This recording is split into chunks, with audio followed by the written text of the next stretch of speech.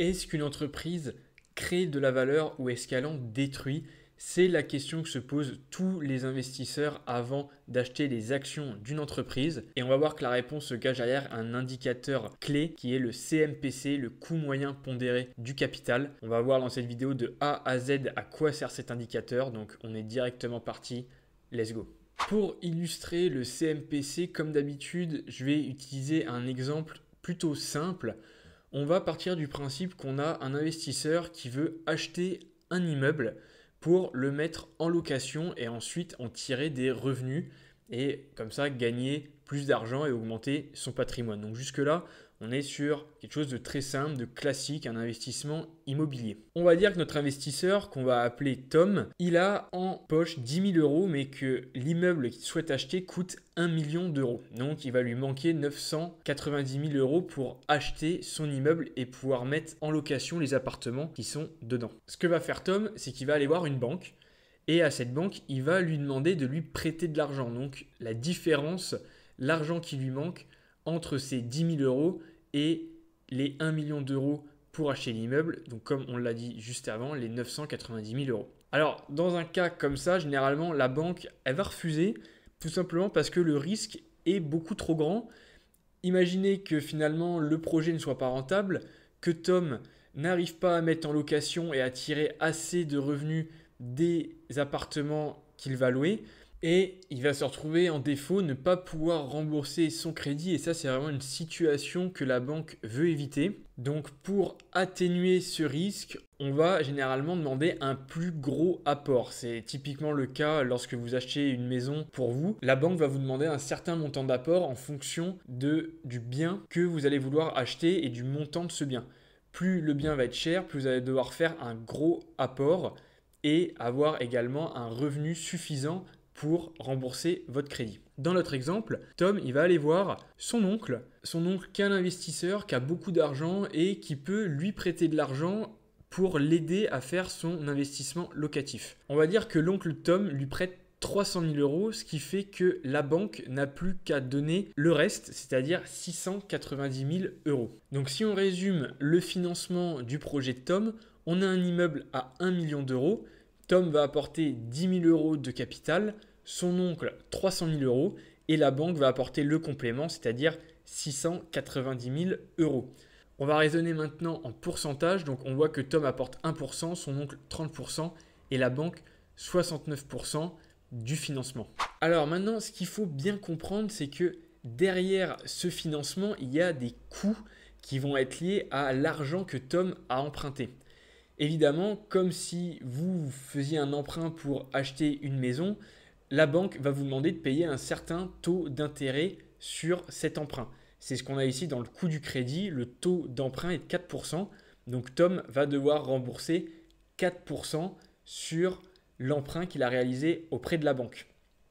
Et l'autre coût, ce qui va être le coût du capital que Tom va devoir payer, c'est sur l'argent que son oncle lui a prêté. Parce qu'il faut bien comprendre que son oncle, c'est un investisseur, il lui prête 300 000 euros, mais ces 300 000 euros, il aurait très bien pu les garder pour lui ou les investir sur d'autres projets. Là, il décide de les donner à Tom et il va en contrepartie demander un dédommagement. C'est ce qu'on va retrouver dans la rentabilité exigée ici de 7%. Si vous n'avez aucune idée de qui est le coût du capital et la rentabilité exigée d'un actionnaire, je vous conseille d'aller voir une vidéo que j'ai faite sur ma chaîne qui vous explique totalement de A à Z ce concept. Je vous mettrai le lien en description.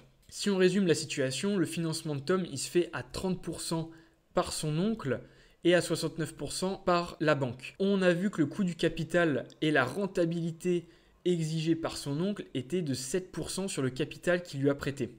Donc, si on raisonne toujours en pourcentage, on va prendre 7% des 30% de financement. Sur le même principe, on va raisonner de la même manière sur le coût du crédit. On a 69% du financement avec un taux d'emprunt à 4%. Donc 69 fois 4%. On obtient donc un coût moyen pondéré du capital, c'est-à-dire le coût du financement pour Tom, c'est-à-dire qu'il avait besoin de 1 million d'euros, il n'avait en poche que 10 000 euros. Il y a donc 990 000 euros qui ont été financés via son oncle et la banque. Ces 990 000 euros vont lui coûter de l'argent car il y a une exigence de rentabilité derrière. Et c'est ce qu'on va venir modéliser sur le coût moyen pondéré du capital en faisant 30% x 7% plus 69% x 4%. Si vous faites le calcul, vous obtenez bien 4,86%. Donc si on résume, Tom va devoir générer 4,86% au minimum sur son investissement en termes de rentabilité pour pouvoir rembourser à hauteur de 2,10% son oncle et à hauteur de 2,76% la banque. Si on prend la formule du coût moyen pondéré du capital, le CMPC, on a donc l'equity sur le capital qui va représenter la part de capitaux propres qui ont été prêtés. Donc ici, on parle bien de l'oncle de Tom sur le total du capital qu'a reçu Tom, qu'on va multiplier par le cost of equity qui correspond à l'exigence de rentabilité de l'oncle de Tom. Et de l'autre côté, l'autre membre du CMPC, ça va être les dettes, l'argent qui a été prêté par la banque sur la totalité du capital, multiplié par le cost of debt qui correspond au coût du capital, donc le taux d'emprunt de 4% qui est demandé par la banque au moment du remboursement de l'emprunt bancaire. Cette formule n'est pas tout à fait complète. En fait, il y a un dernier petit élément, une subtilité sur le CMPC qu'on va voir ensemble car il y a une économie qui est réalisée au niveau de la dette. Pour modéliser ça, on va se retrouver directement sur Excel et on va imaginer deux entreprises qu'on a juste ici avec le bilan d'une entreprise A ici en bleu et le bilan d'une entreprise B ici en jaune. On remarque que les deux bilans des deux entreprises sont égaux. On a bien les mêmes montants d'immobilisation pour un total d'actifs de 200. Mais par contre, on va avoir une petite subtilité au niveau du passif et de comment est financée notre entreprise. On voit sur l'entreprise A qu'on a 150 de capitaux propres et un montant de dette financière de 50. Alors que sur notre entreprise B, tout a été financé par des capitaux propres. On retrouve ici les comptes de résultats des deux entreprises. On voit qu'on a le même résultat d'exploitation pour l'entreprise A et pour l'entreprise B, mais par contre, on va retrouver ici les intérêts de la dette. Donc, on a fait l'hypothèse que le taux d'intérêt était de 4%. Si je multiplie ma dette financière de 50 pour l'entreprise A fois 4%, j'obtiens bien un intérêt sur la dette de 2. Ce qui me donne un résultat avant impôt qui est égal à 20 moins 2, 18 et une imposition de 25% sur mon résultat avant impôt. Donc je vais multiplier mes 18 par 0,25 qui va me donner une imposition de 4,5 et un résultat net de 13,5. On raisonne exactement de la même manière pour l'entreprise B. La seule différence, c'est que comme on n'a pas de dette, on va avoir aucun intérêt sur la dette. Et donc, on va payer 25% d'impôt sur notre résultat d'exploitation qui est le résultat avant impôt. Et on va se retrouver avec un résultat net de 15. Si on regarde juste comme ça ce montant, on pourrait se dire finalement que la dette ne nous a pas aidé puisqu'on a un résultat net qui est inférieur sur l'entreprise A comparé à l'entreprise B. On va regarder plus en détail exactement ce qui se passe pour comprendre la petite subtilité. Au niveau du résultat, on a un meilleur résultat sur l'entreprise B, mais si on regarde la différence d'intérêt sur la dette, on est d'accord que l'entreprise A a payé 2 et l'entreprise B a payé 0. Donc on a bien payé 2 d'intérêts supplémentaires avec l'entreprise A. Par contre, au niveau de l'économie d'impôt, on voit qu'on a une économie d'impôt de 0,5. C'est-à-dire que grâce à la dette et à l'intérêt de la dette qu'on a pu soustraire de notre résultat d'exploitation, on se retrouve à payer un impôt de 4,5 au lieu de 5 pour l'entreprise qui n'a aucune dette. On a donc une économie d'impôt de 0,5 pour l'entreprise A qui a été financée en partie par de la dette. Le coût pour la société, il va donc être de 1,5, c'est-à-dire les 2 d'intérêt moins les 0,5 d'économie d'impôt. Et on voit bien qu'on a donc un coût de la dette avant impôt qui aurait été égal à 2 sur 50, c'est-à-dire les 2 d'intérêt sur les 50 de dette financière. On aurait eu les 4%, c'est normal, c'est le taux d'intérêt de la dette qu'on a défini juste avant. Mais maintenant, grâce à cet intérêt de la dette qu'on peut soustraire au résultat d'exploitation, on se retrouve avec un coût de notre dette après impôt à 3%. C'est-à-dire qu'on a réussi à avoir un coût de la dette inférieur grâce à l'économie d'impôt qui a été générée. Et donc c'est cette économie d'impôt qui nous manquait dans notre formule du CMPC. Donc si on reprend notre formule du coût moyen pondéré du capital, voilà, le membre qui nous manquait, c'est le 1 moins le taux d'imposition qui va nous permettre de venir baisser notre coût moyen pondéré du capital en fonction du financement par la dette. Plus on va avoir un financement important par la dette, plus on va avoir un effet réducteur du coût moyen pondéré du capital.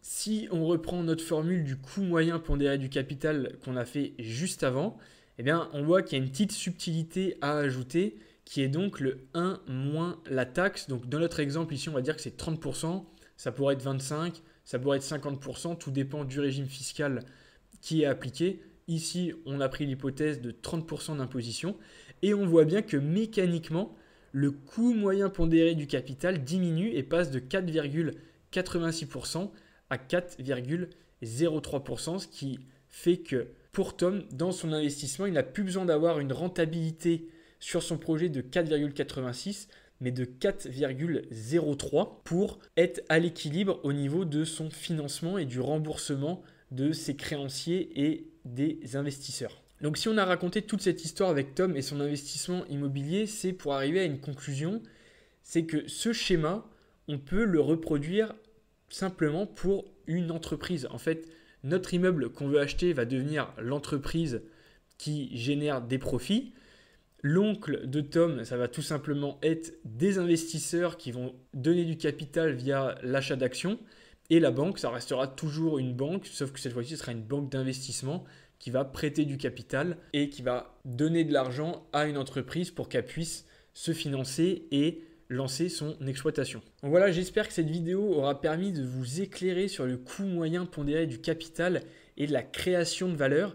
Ce qu'il faut bien comprendre, c'est que ce CMPC représente la rentabilité minimum que doit atteindre une société pour au moins rembourser ses créanciers et ses investisseurs. C'est-à-dire que tout rendement qui sera supérieur au CMPC sera créateur de valeur puisqu'on aura une marge au-dessus de notre coût du capital qui nous permettra de dégager des bénéfices et de la rentabilité. Si au contraire on a une entreprise qui a une rentabilité qui est inférieure au coût moyen pondéré du capital, on a une entreprise qui détruit de la valeur puisqu'elle n'arrive déjà même pas à rembourser les intérêts de son financement. Voilà pourquoi le CMPC, c'est un indicateur central et qui est vraiment ultra important de connaître lorsque vous faites une analyse d'une entreprise si vous souhaitez savoir si cette entreprise génère ou détruit de la valeur. Donc j'espère vraiment que cette vidéo vous aura plu. Si c'est le cas, comme d'habitude, n'hésitez pas à vous abonner, à laisser un like sur la vidéo et on se dit à la prochaine. Bye.